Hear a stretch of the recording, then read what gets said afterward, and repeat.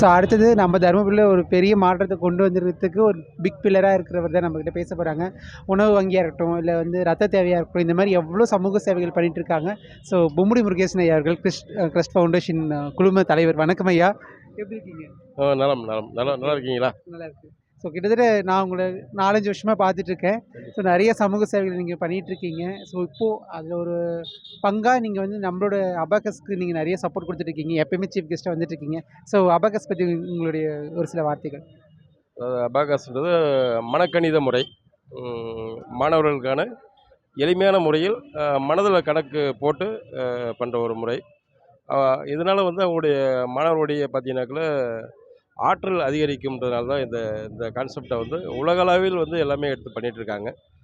அந்த வகையில் வந்து யூனிக் கான்செப்ட் மூலமாக வந்து சகோதரி நந்தினி அவர்கள் தொடர்ந்து 7வது ஆண்டாக இந்த மாணவர்களுக்கான அவர்கள் திறமையை வெளிப்படுத்தும் இந்த பரிசளிப்பு விழாவை சிறப்பாக நடத்தியிருக்கிறார்.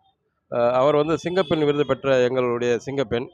அவர்கள் இந்த நிகழ்ச்சியை சிறப்பாக நடத்துவதற்கு எங்களுடைய கிரஸ்ட் இந்தியா ஃபவுண்டேஷன் சார்பில் மனமார்ந்த வாழ்த்துக்கள்.